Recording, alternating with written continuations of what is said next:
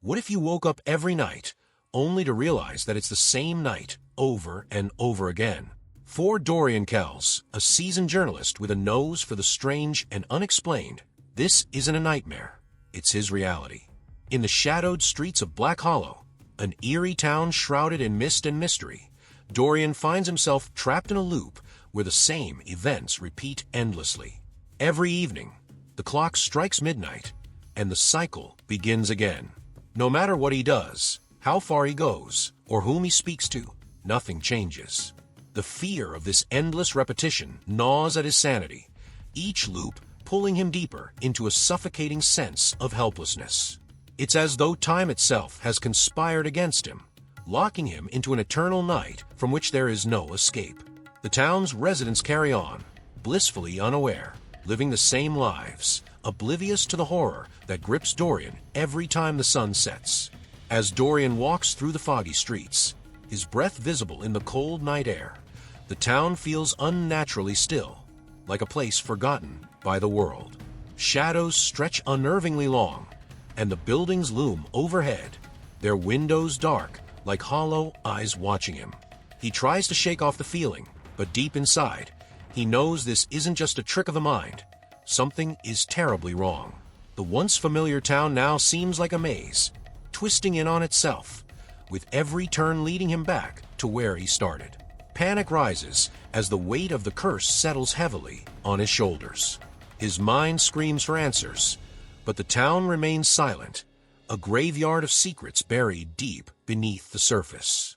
Can Dorian break free, or is he doomed to wander these haunted streets for eternity?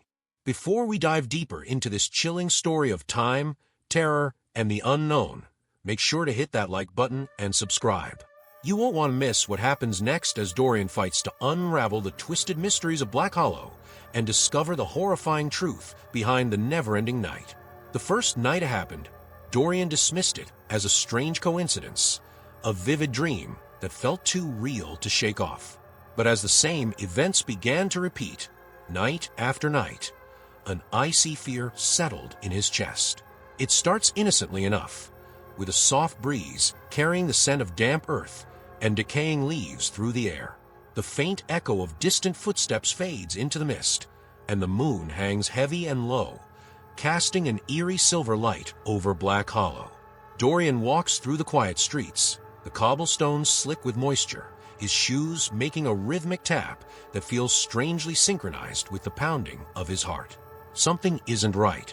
He feels it in his bones, a subtle but growing sense of dread that tingles in the back of his mind, whispering that he's been here before. The wind picks up, sending a shiver down his spine. The sound of creaking wood breaks the silence, as if the very buildings are groaning under the weight of time itself. Every door and window appears closed, yet Dorian can't shake the feeling that unseen eyes are watching him from the darkness within. His fingers brush against a cold, rough surface of a stone wall, but even that feels off. The texture is familiar, too familiar. As he walks, the scent of burning wood reaches his nose, faint at first, then stronger, more acrid, like a fire that's been smoldering for hours. Dorian turns a corner and stops. There, in the distance, is a figure standing at the edge of the fog, unmoving, its silhouette barely visible. The figure seems to blend into the mist, a shadow without substance. Dorian's breath catches in his throat. He's seen this figure before. Every night, it's there waiting, watching, but never approaching. The chime of the town's clock tower breaks the tension, the sound ringing out in slow, deliberate tolls. 1, 2, 3. The noise reverberates through the air, a chilling reminder that time is slipping away, yet never really moving forward. As the figure begins to dissolve into the fog, Dorian's skin crawls with the realization that he's caught in something far worse than a dream. This night isn't ending. He's trapped, reliving the same moments, the same haunting scenes over and over again. Every detail, the cold air, the figure in the mist, the ticking of the clock, it all feels like a carefully crafted nightmare, designed to pull him deeper into madness. The boundaries of reality blur, and Dorian begins to wonder if he'll ever wake up from this twisted loop. With every step, he feels the weight of the town's curse pressing down on him. His mind races with questions. Why is he the only one who remembers? What is the meaning of the figure in the fog? And most terrifying of all, how many more nights will he be forced to endure before the cycle breaks, or breaks him? As Dorian continues to navigate the fog-shrouded streets of Black Hollow, the feeling of familiarity grows more oppressive. The town, once a place of comfort, now seems like a prison of his own mind, each corner a twisted reflection of a night he cannot escape. The streetlights flicker erratically above him, casting distorted shadows that twist and writhe like living creatures. He quickens his pace, but the unnerving sensation that he's being watched follows him, pressing down on his chest like an invisible hand. The wind howls through the narrow alleyways, carrying whispers that are just out of reach, words that he can't quite make out but instinctively knows are not meant for human ears. The further he goes, the more distorted the world becomes. The cobblestones beneath his feet feel uneven, as if shifting with every step, and the buildings, once familiar, seem to stretch unnaturally tall, their windows black and lifeless, staring down at him with an unspoken malevolence. As Dorian rounds a corner, the distant sound of footsteps echoes behind him, quick and sharp, matching his own pace. He freezes, turning quickly, but the street is empty. Just as his heart begins to slow, the footsteps start again, this time louder, closer, and unmistakably deliberate. He breaks into a sprint, his breath coming in ragged gasps, but no matter how fast he runs, the footsteps match him beat for beat. He darts into an alley, his back pressed against the cold, damp wall as he struggles to catch his breath. The footsteps stop. Silence engulfs him, heavy and suffocating, as though the world itself is holding its breath. His ears strain against a quiet, waiting for the sound to return. Seconds stretch into an eternity, and just as he starts to believe he's escaped whatever was following him, a low, almost imperceptible growl vibrates through the air. Suddenly, the shadows around him begin to move, slowly at first, then faster, swirling together like smoke. From the corner of his eye, he catches a glimpse of something, too fast, too dark to be human, skittering across the wall. His pulse races as he edges along the alley, his fingers grazing the cold, rough brick. His instincts scream at him to run, but his legs feel heavy, as if the very ground beneath him is trying to pull him down. He stumbles forward, and that's when he sees it. Just ahead, in the flickering light of a broken street lamp, a figure stands. At first glance, it appears human, but as Dorian's eyes adjust, he realizes something is terribly wrong. The figure's limbs are unnaturally long, its head cocked to one side, as though it's studying him with an inhuman intensity. The air grows colder, a biting chill that claws at his skin. He tries to move, but his feet are frozen to the spot, his body paralyzed by fear. The figure takes a slow, deliberate step forward, its movement fluid yet wrong, like a puppet controlled by unseen strings. With each step, the shadows around it ripple, as if the darkness itself is alive, bending to its will. Dorian's breath comes in shallow gasps as the figure draws closer, its face still obscured by shadow. Panic surges through him as his mind screams for him to run, but his body refuses to obey. Just when he thinks the figure will reach him, a loud chime pierces the air. The town clock strikes again. 1, 2, 3. The sound reverberates through his chest, breaking the trance. The figure halts, turning its head ever so slightly toward the clock tower before it dissolves into the fog, leaving only the echo of its presence in the air. Shaken, Dorian collapses against the wall, his body trembling as the adrenaline courses through him. What was that thing? Was it real, or just a manifestation of the nightmare he's trapped in? His mind races, but there are no answers, only the unshakable feeling that whatever it was, it's not finished with him yet. As he stands to leave the alley, he notices something that chills him to the core. A mark, faint but unmistakable, burned into the brick wall where the figure had stood. It's the same cryptic symbol that appeared on his wrist the first time he woke up in the endless night. The realization hits him like a punch to the gut. This isn't just a dream. Whatever haunts this town is tied to him, and the nightmare is far from over. The night feels heavier now, as if the very air around Dorian is thick with something unseen and malevolent. His heart pounds in his chest, each beat a reminder of how trapped he is in this unending nightmare. The streets are empty, unnaturally quiet, save for the distant hum of the clock tower that looms over the town like a silent sentinel. Dorian can no longer tell if he's awake or still dreaming, if the line between reality and this cursed loop has blurred beyond recognition. His mind is fraying, unraveling as the nights bleed into one another, indistinguishable in their horrors. But tonight is different. Tonight, the terror reaches a boiling point.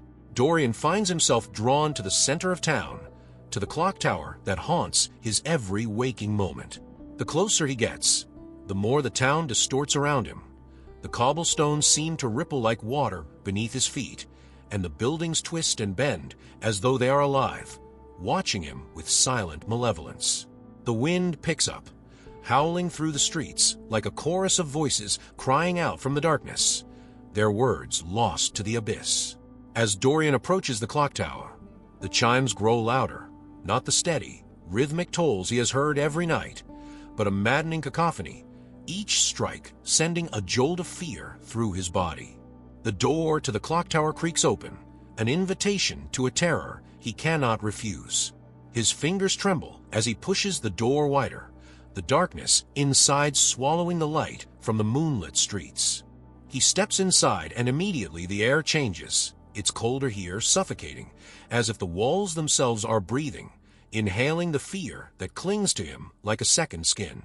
The sound of ticking fills his ears, echoing off the stone walls, each tick growing louder and more frantic as he ascends the narrow staircase. Every step feels like a descent into madness, the shadows flickering with unseen movement just at the edge of his vision. At the top of the stairs, Dorian reaches the clock's massive gears, their grinding metal teeth turning slowly, methodically, as if they are counting down to something terrible. The room is bathed in a sickly yellow light that casts grotesque shadows on the walls, making them appear alive, writhing and shifting in the corners of his vision. He can hear the faint sound of whispers again, the same ones from the alley, but now they are louder, more distinct, as if coming from within the very walls of the tower.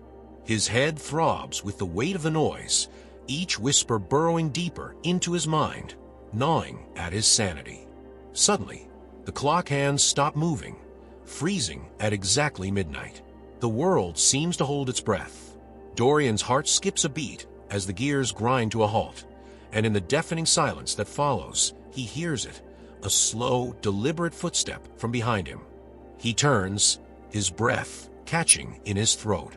Standing in the doorway is the figure from the fog, no longer just a shadowy silhouette, but something far worse. Its face is a twisted mockery of human features, eyes too wide, mouth stretched into an unnatural grin that seems to split its face in two. Its skin is pale, almost translucent, and its body moves in jerky, unnatural motions, as though its limbs are being pulled by invisible strings. Dorian stumbles back, his legs weak with terror, but there is nowhere to run. The figure steps closer, and with each movement, the air around it seems to warp, growing darker, heavier, as though it is sucking the very life out of the room. Its grin widens, and Dorian feels his body go cold as a sharp, metallic taste fills his mouth, a taste like blood and iron. He tries to scream, but no sound comes out. His voice is trapped, stolen by the suffocating presence of the thing before him. Then, in one swift motion, the figure lunges at him. Dorian's vision blurs as the world around him twists and contorts, the very fabric of reality unraveling at the seams. Time fractures, splitting into 1,000 fragments as he is pulled into a vortex of flashing images. Memories, dreams, nightmares, all swirling together in a chaotic storm. He sees himself over and over again, running through the streets of Black Hollow, always the same, always trapped, never escaping. And then, Just as suddenly as it began, everything stops. Dorian jolts awake, his body drenched in cold sweat, his heart pounding in his ears. He's back in his bed, the familiar creaking of the old house settling around him. It's over, or so he thinks. But as he swings his legs out of bed and looks down, his breath catches in his throat. The same cryptic symbol from his nightmare is burned into the floorboards at his feet, glowing faintly in the dim light of the room. His hands shake as he touches the mark on his wrist, still there, as real as the night he just escaped from. Except now, he knows it wasn't a dream. The nightmare is bleeding into his reality, and the clock is still ticking. The room is still, the kind of suffocating silence that feels alive, pressing against Dorian's skin. His eyes are fixed on the glowing symbol burned into the floorboards, a mark he thought only existed in the twisted confines of his nightmare. The realization that this cursed insignia has followed him into the waking world sends an icy jolt of fear through his veins. The boundaries between dream and reality have shattered, leaving Dorian questioning what is real and what is part of the hellish loop he's been trapped in. Trembling, he runs his fingers over the mark, its edges still warm to the touch, pulsing faintly as though it is alive, breathing along with him. His mind races, searching for answers. How could something from the nightmare exist in his reality? He paces the room, his heart pounding, replaying the events of the endless night over and over.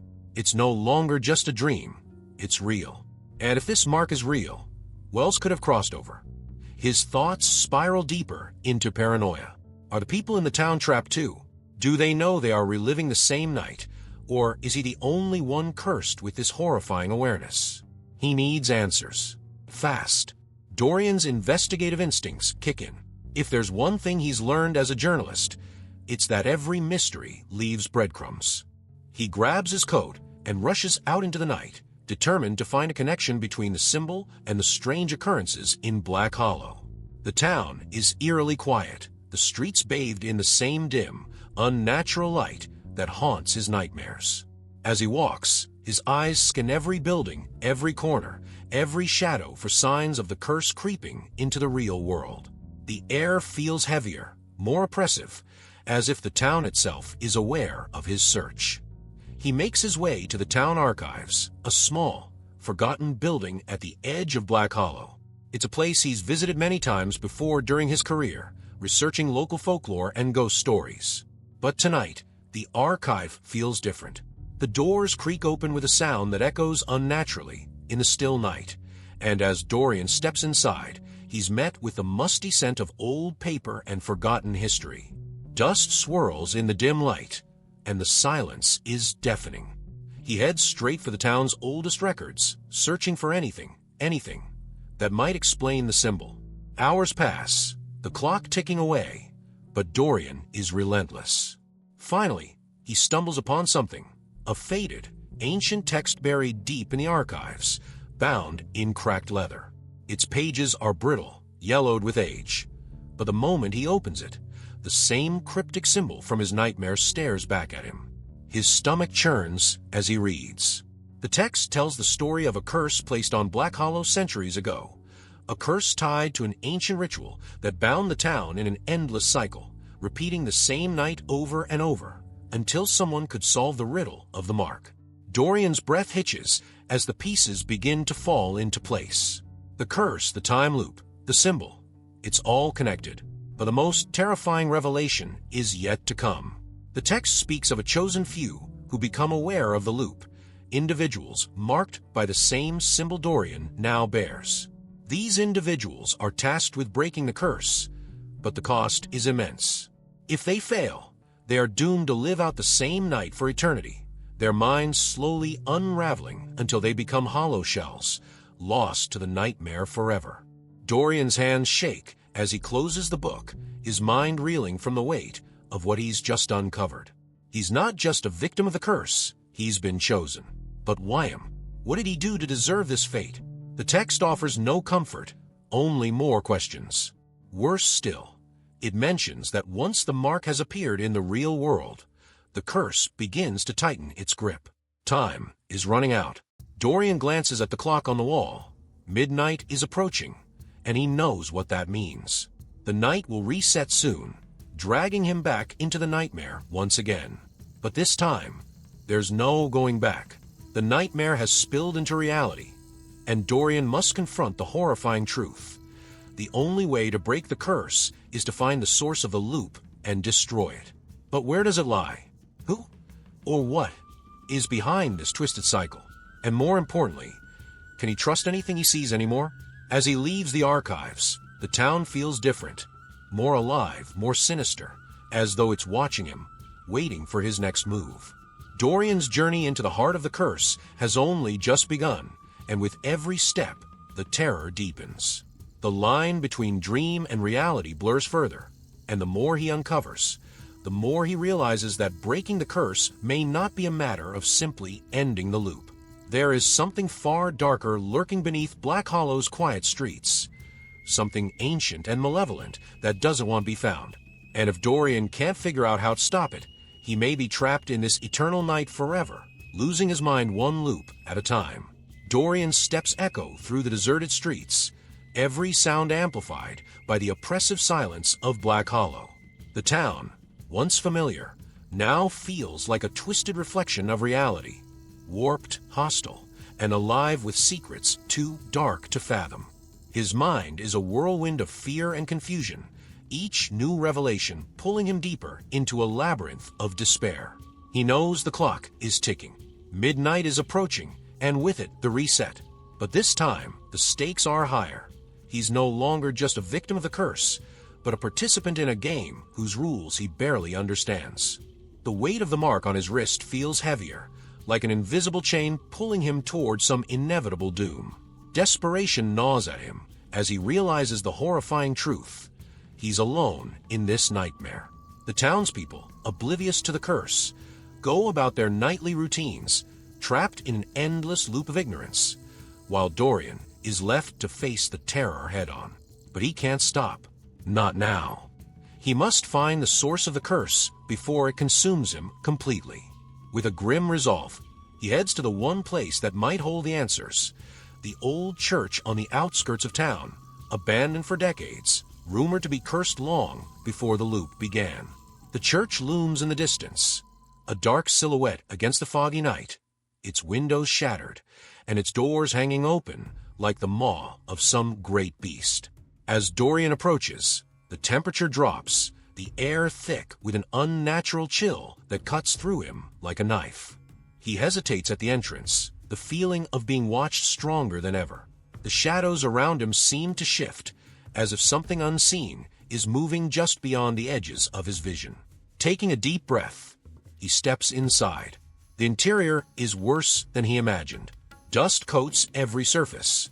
The once grand pews now rotting and broken, the air heavy with the scent of decay. The faint echo of whispered prayers lingers in the corners, as though the building itself remembers the souls who once sought solace here. But there is no solace left in this place, only darkness. As Dorian moves further into the church, the mark on his wrist begins to burn, pulsing in time with his racing heartbeat. Something is here, something ancient and malevolent, and it knows he's close. Suddenly, a noise breaks the silence, the creak of a door swinging open at the back of the church. Dorian freezes, his breath catching in his throat. Slowly, he turns, and his blood runs cold. Standing in the doorway is a figure cloaked in shadow, its form barely visible in the dim light. It doesn't move, but Dorian can feel its eyes on him, piercing through the darkness. For a moment, neither of them move, the tension in the air thick enough to suffocate him. Then, without warning, the figure steps forward, its movement slow and deliberate, like a predator stalking its prey. Dorian stumbles backward, his heart pounding as the figure approaches. His mind races. Who is this? Was this? Before he can react, the figure speaks, its voice a low, raspy whisper that sends chills down his spine. You seek answers, it says, but answers come at a price. Dorian's throat tightens, but he manages to find his voice. Who are you? What's happening to this town? The figure stops a few feet away, still cloaked in shadow. "I was once like you," it says, "trapped in this cycle, searching for a way out. But the truth is not what you expect." The figure raises its hand, and for the first time, Dorian sees it clearly. A gnarled skeletal limb, blackened with decay, marked with the same symbol that burns on his wrist. The mark is a curse, the figure continues, but also a key. "You are chosen as I was, to either end this nightmare or become part of it forever." Dorian's mind reels. "How do I stop it?" he demands, his voice shaking with fear and anger. The figure steps closer, its face now visible in the faint light. It's a man, or what's left of one. His skin is pale, stretched tight over his bones, his eyes sunken and hollow, as though all life has long since drained from him. "You must find the heart of the curse," the man says, "and destroy it. But be warned, the heart is guarded by something far worse than what you've seen. It feeds on your fear, your despair. The deeper you go, the stronger it becomes. And if you fail," the man trails off, his hollow eyes locking onto Dorian's. "If you fail, you will become like me, a prisoner of this place, forever lost in the darkness." Dorian's blood turns to ice. He stares at the man, the weight of the situation crushing down on him. He's running out of time. The figure steps back into the shadows, its final words hanging in the air like a death sentence. "Midnight is coming. Choose wisely." As the figure vanishes, Dorian stands alone in the cold, empty church, his mind a storm of fear and confusion. He knows now that the path ahead is darker than he ever imagined. The clock is ticking, and with every chime, the curse tightens its grip on him. But one thing is clear: he can't turn back. The only way out is through the heart of the nightmare, and whatever horrors lie ahead, he must face them or risk losing himself to the endless night. With a final glance at the mark on his wrist, now glowing faintly in the darkness, Dorian steels himself for what's to come. The journey into the heart of the curse has begun, and with each passing moment, the terror deepens. The cold grip of fear tightens around Dorian as he stands at the edge of Black Hollow's forest, the place where the curse's heart supposedly lies. The trees are unnaturally tall, their twisted branches forming a skeletal canopy that blocks out the moonlight, casting everything below into a suffocating darkness. Each step he takes feels heavier than the last, as if the forest itself is trying to stop him, to swallow him whole. The air is thick with the scent of decay, the ground soft and damp beneath his feet, giving way as though it, too, has surrendered to the curse's malevolent influence. Dorian's breath fogs in the cold air, his pulse quickening with every rustle of leaves, every distant crack of branches. He knows something is watching him. He can feel its eyes on him, lurking just beyond the shadows. The mark on his wrist burns hotter now, a constant reminder that he is running out of time. Midnight is fast approaching, and he knows that when the clock strikes 12, the cycle will reset again, trapping him in the nightmare forever if he doesn't find a way to stop it. As he ventures deeper into the forest, the world around him begins to warp, the trees bending and twisting as if they are alive, whispering dark secrets in a language he cannot understand. His footsteps echo unnaturally, growing louder, almost mocking him as he pushes forward. The air grows colder, biting at his skin, and the forest floor shifts under his feet, as though the earth itself is moving, pulling him towards something terrible. Finally, he reaches a clearing. At the center stands an ancient stone altar, cracked and covered in moss, its surface etched with the same cryptic symbol that has haunted him since the nightmare began. The heart of the curse. His chest tightens as he realizes this is it, the source of the endless night, the place where the cycle begins and ends. But as he approaches, a deep, guttural growl echoes through the clearing, freezing him in his tracks. Out of the shadows, a figure emerges, tall, skeletal, and cloaked in darkness. Its eyes glow with an otherworldly light, a sickening yellow that pierces through the gloom. Its face is a twisted mockery of humanity, its features elongated and grotesque, as if time itself has warped it beyond recognition. Dorian's heart pounds in his chest as the creature steps closer, its movements slow and deliberate, like a predator toying with its prey. "I've been waiting for you," the creature hisses, its voice a low, rasping sound that sends shivers down Dorian's spine. "So many before you have tried and failed.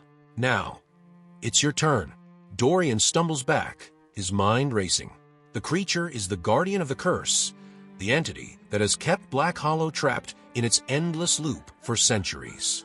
He knows that to break the cycle, he must destroy the heart of the curse, but the creature blocks his path, its presence overwhelming, as if the darkness itself is bending to its will.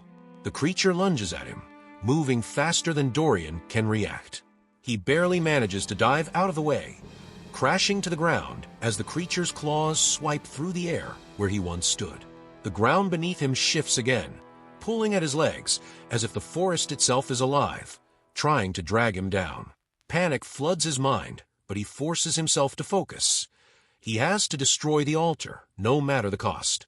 With the creature circling him, its grotesque form barely visible in the thickening shadows, Dorian scrambles to his feet and sprints toward the altar. His hand closes around a jagged stone, the sharp edge cutting into his palm as he raises it above the cursed symbol. The creature screeches, its voice a piercing wail that echoes through the forest, shaking the very ground beneath him. Time seems to slow as the creature leaps toward him, its claws outstretched, ready to tear him apart.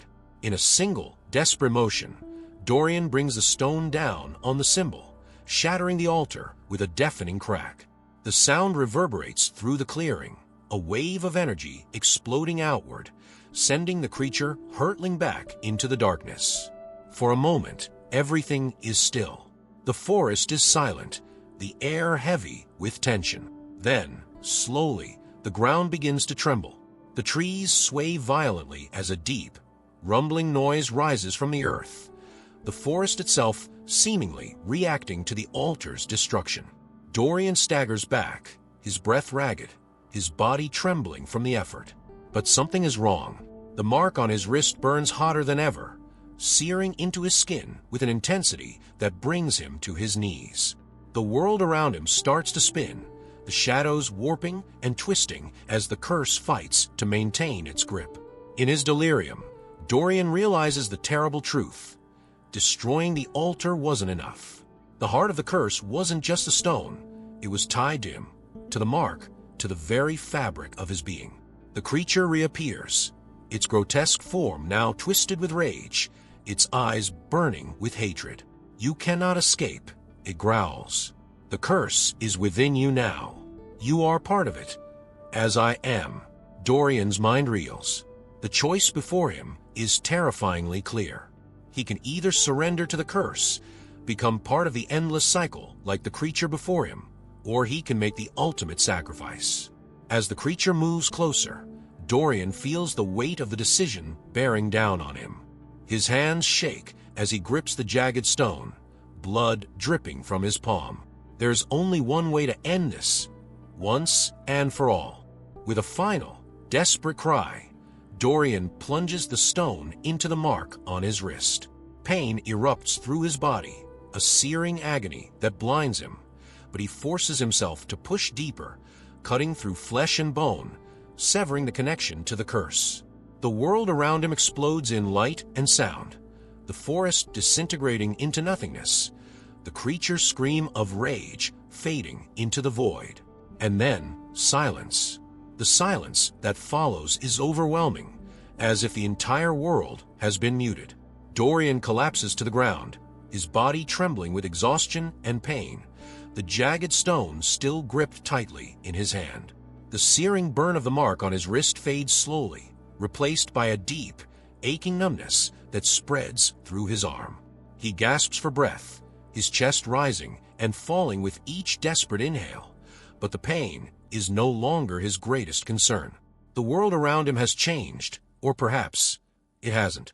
The forest is still there, the towering trees standing eerily silent, their twisted branches no longer writhing with unseen life. But something feels different, unsettlingly wrong. Dorian's vision blurs as he looks down at his wrist. The mark, once a burning symbol of his cursed fate, is gone. The skin where it had been is pale, scarred, as if the curse had never touched him. But the question remains, did he truly break the cycle?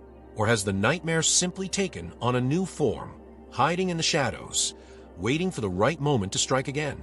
He struggles to his feet, his legs weak beneath him, and stumbles toward the edge of the forest. The moon hangs heavy in the sky, casting a cold, silvery light over the clearing.